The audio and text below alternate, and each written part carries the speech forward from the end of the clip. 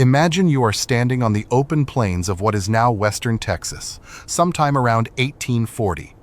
There are no trees for miles in any direction, no rivers within walking distance, no clay deposits for making pottery. And tonight, an entire band of Comanche warriors and their families need to eat a hot meal. No pots, no pans, no metal of any kind. That was 1840. By 1875, the Comanche would be confined to a reservation in Oklahoma, and most of the buffalo they depended on would be dead. 3 decades and an entire way of life erased. The solution the Comanche had developed for cooking on the open plains was so effective that they had used it for over 150 years before a single European pot ever entered their camps. And the most surprising part is where that solution came from. It came from the same animal they were trying to cook. To understand how the Comanche turned a buffalo carcass into a functioning kitchen, you have to understand what kind of people they were in the first place. The Comanche originally split off from the Shoshone, a tribe that had been living along the Upper Platte River in what is now Wyoming. That break happened sometime around 1700, right around the time the Comanche got their hands on something that changed everything for them: horses. The Spanish had brought horses to the Americas, and through raids, trade, and capture of wild mustangs, the Comanche were among the very first plains tribes to fully adopt them.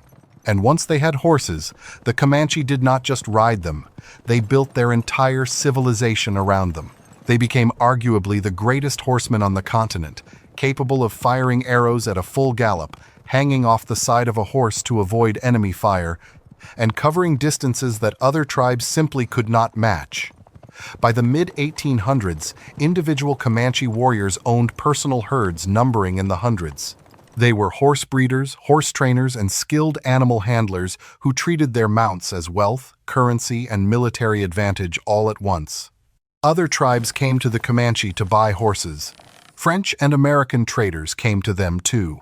Even migrants heading to the California gold rush passed through Comanche territory and traded for their stock. With that kind of mobility, the Comanche pushed south. They displaced the Apache from the southern plains, driving them into the deserts of the southwest. They carved out a territory that modern historians call the Comancheria, an enormous stretch of land covering present-day eastern New Mexico, southern Colorado, southern Kansas, all of Oklahoma, and most of northern and central Texas. At their peak, the Comanche population may have reached as high as 20,000, possibly more. Some estimates put the number at 30,000.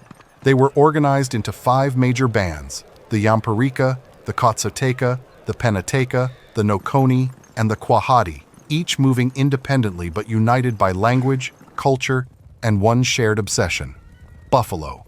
The Comanche were not farmers. They did not fish, and they did not eat birds unless they were starving. When game was truly scarce, they would eat almost anything they could catch, including armadillos, skunks, rats, lizards, frogs, and grasshoppers. In later years, they raided Texas ranches and took longhorn cattle. When even horses ran out, they ate their own ponies. But under normal conditions, the buffalo was the center of everything. The American bison was not just a food source for the Comanche. It was the foundation of their entire existence. The buffalo gave them meat for food, hides for their tipis and clothing, bones for tools and weapons, sinew for thread and bowstrings, horns for spoons, hooves for rattles, and skulls for sacred altars. According to historical records, the Comanche made nearly 200 different articles from the horns, hide, and bones of a single buffalo. That number is not an exaggeration.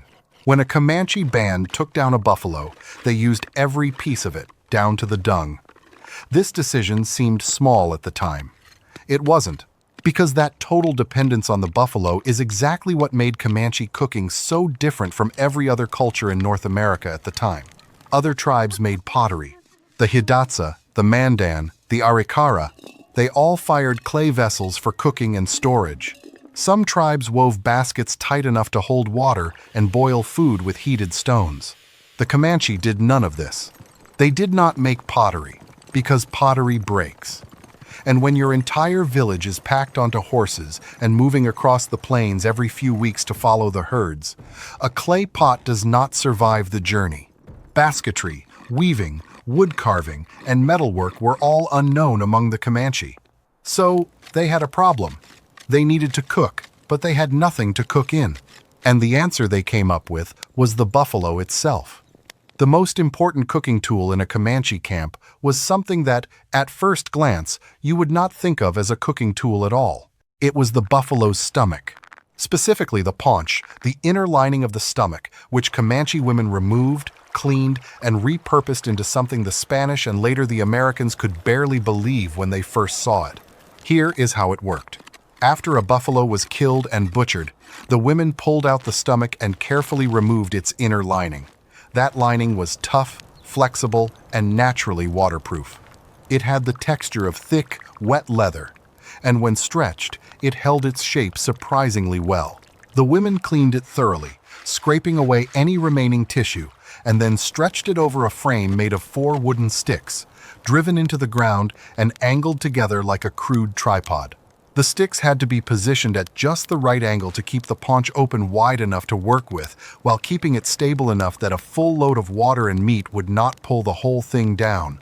The result was a hanging pouch, open at the top, capable of holding several gallons of water. That's not a typo, by the way. A buffalo stomach, stretched over sticks, became a pot. And these paunches were not single-use items. A well-made paunch could last for multiple meals before the material broke down. Some Comanche women also used the paunch as a water bag when the band was on the move, folding and tying it for transport. The same organ served as a cooking vessel in camp and a canteen on the trail. But you cannot put a buffalo stomach directly over a fire. The lining would burn through in minutes, so the Comanche used a technique that historians now call stone boiling. Women gathered smooth, dense river stones, the kind that would not crack when heated. They placed those stones directly into the fire and left them there for 30 to 60 minutes, until the rocks were white hot. Then, using sticks or bone tongs, they lifted the superheated stones out of the fire and dropped them, one by one, into the water inside the buffalo paunch. The water hissed and steamed as each stone went in. The temperature climbed fast. Within minutes, the water reached a rolling boil. The Comanche added chunks of buffalo meat, wild vegetables, roots, tubers, whatever foraged plants the women had gathered that day. And the whole thing simmered into a thick, rich stew. When the stones cooled down, they were fished out and replaced with freshly heated ones to keep the temperature up. The process required constant rotation, swapping cool stones for hot ones, and it was labor-intensive. A single meal might require heating and rotating stones for an hour or more before the stew was fully cooked. And the choice of stone mattered. Porous rocks, the kind with tiny air pockets trapped inside, could explode when superheated, sending shards of rock into the food and into anyone standing nearby. The Comanche knew which stones from which riverbeds held up under extreme heat. Dense, smooth stones from creek bottoms were the safest choice, and women selected them carefully, testing them by weight and texture before committing them to the fire. This was practical knowledge passed from mothers to daughters across generations, and getting it wrong had real consequences. This was not some occasional survival trick. This was dinner, every night. The Comanche Nation Entertainment website describes it simply.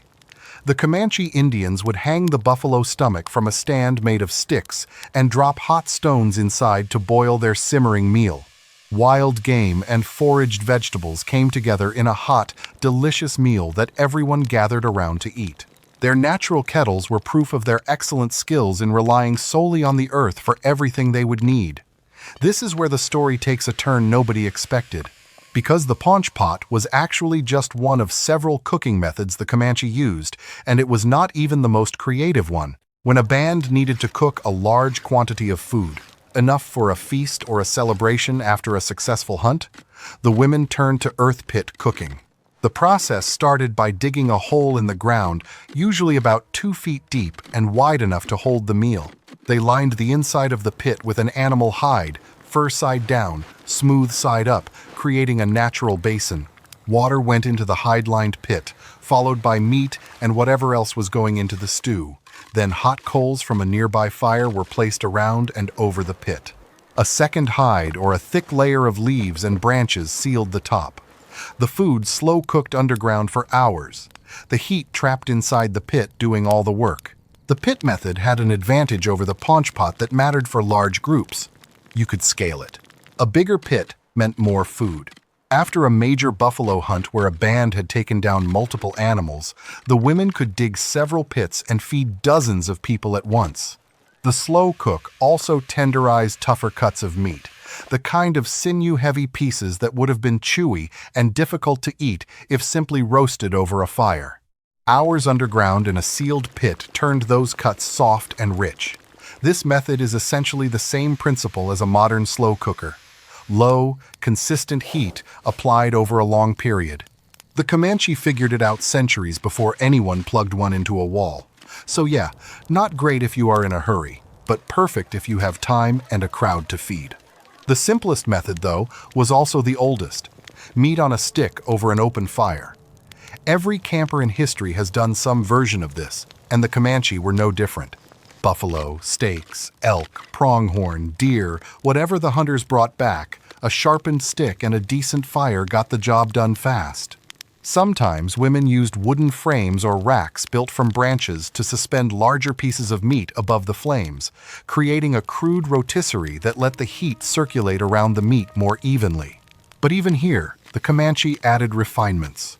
They used flat, dense stones as natural griddles, heating them in or beside the fire until the surface was hot enough to sear thin slices of meat on contact.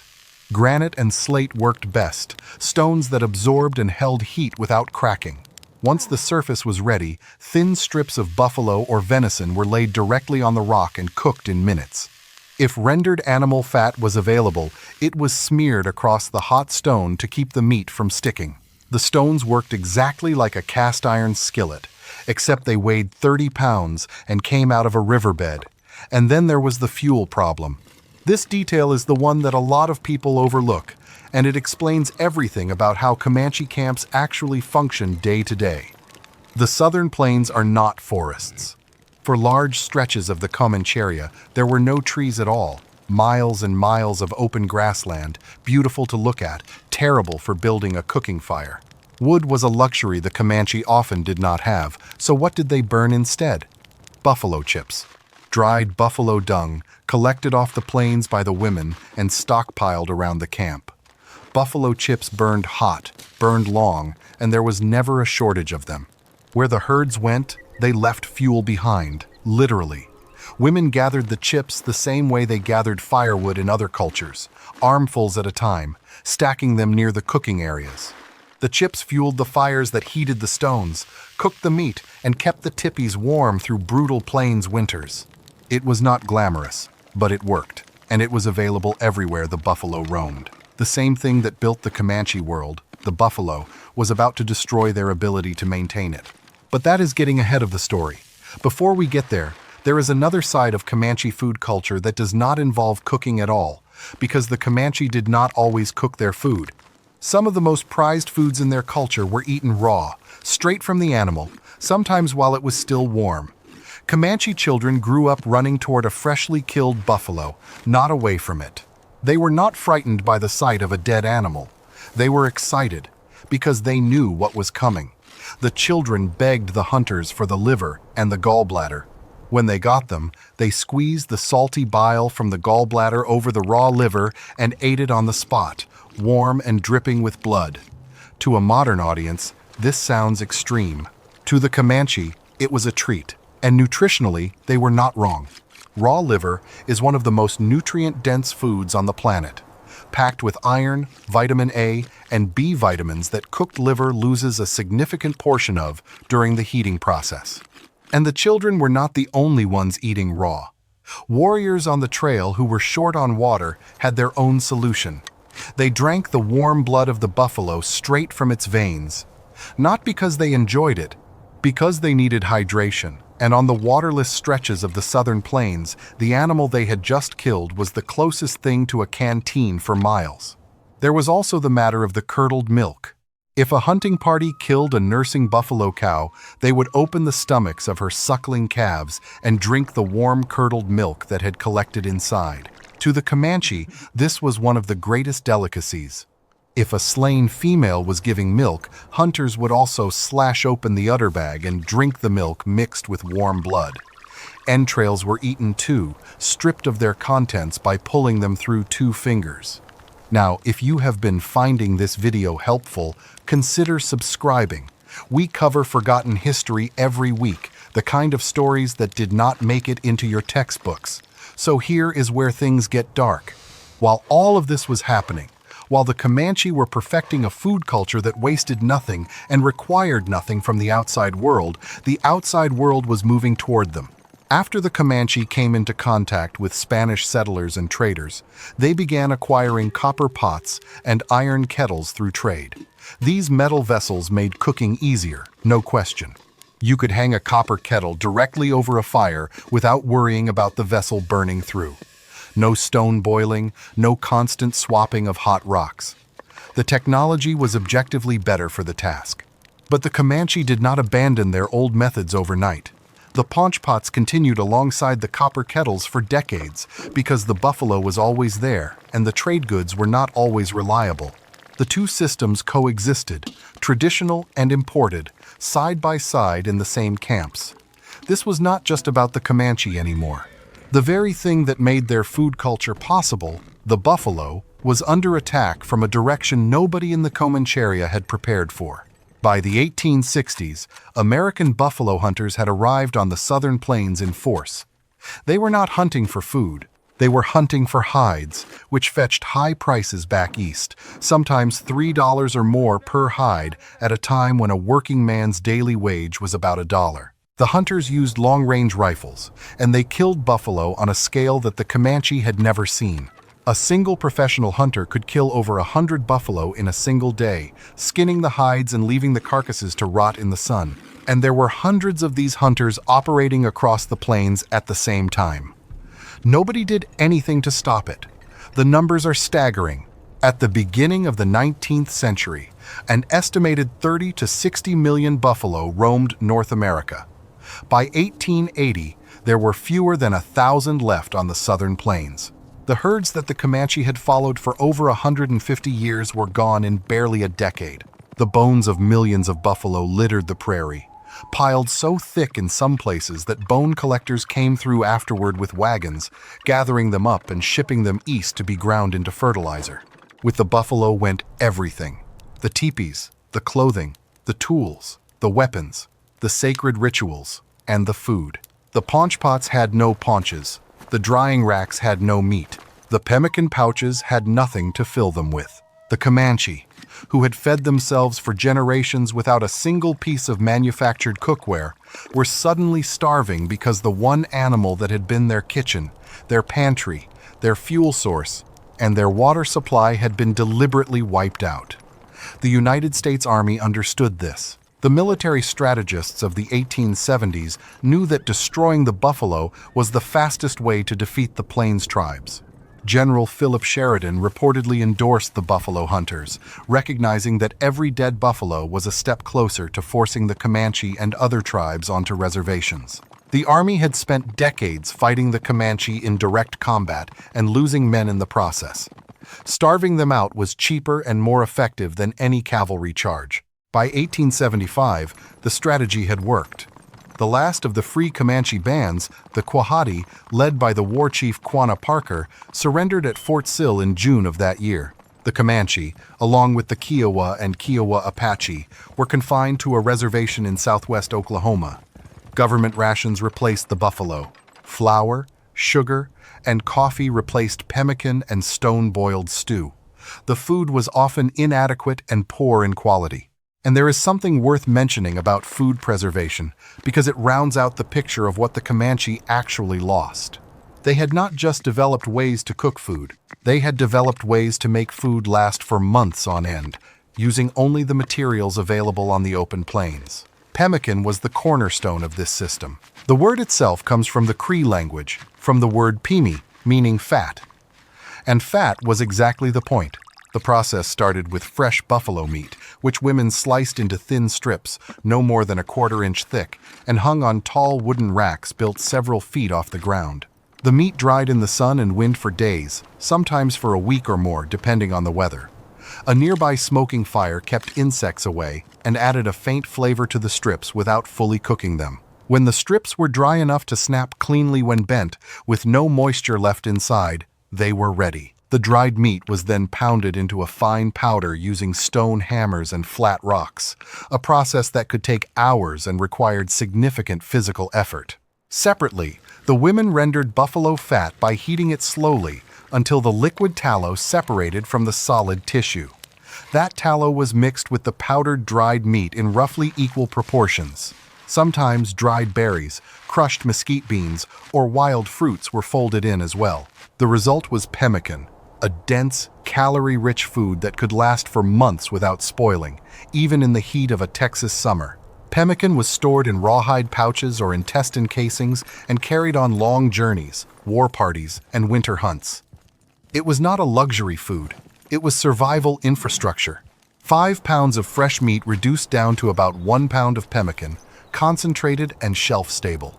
A warrior could carry enough pemmican for weeks in a single pouch strapped to his horse. The tallow itself was stored separately in intestine casings or rawhide containers. Women mixed it with berries, nuts, and honey to flavor fresh buffalo meat. One favorite preparation was a sweet mush made from buffalo marrow mixed with crushed mesquite beans. Every part of the animal contributed to the food supply, and nothing was wasted. The Comanche also dried meat without turning it into pemmican. Thin strips of buffalo, elk, or deer were sliced and sun-dried until they became what we would recognize today as jerky. This dried meat was lighter than fresh meat, easier to transport, and could be eaten as is or rehydrated in a stew cooked in the buffalo paunch. The practice was so widespread across plains tribes that when Spanish explorers encountered it, they adapted the Quechua word charqui into charqui, which eventually became the English word jerky. People generally had a light meal in the morning and a large evening meal after the poppity day's work was done. During the day, they ate whenever they were hungry or whenever it was convenient. There was no rigid schedule. Food was available, shared communally, and prepared by the women of the band. And this is the detail that reframes the whole picture. The Comanche did not cook without pots and pans because they were primitive. They cooked without pots and pans because they had engineered something better for their specific way of life. A clay pot cannot survive a 300-mile journey on horseback. A buffalo paunch can. An iron kettle requires a trade route and a supplier. A pile of hot river stones requires a riverbed and a fire. The Comanche system was not a workaround. It was a design, purpose-built for a people who moved constantly, carried everything they owned, and relied on a single animal for the raw materials of daily life. When that animal disappeared, the design collapsed.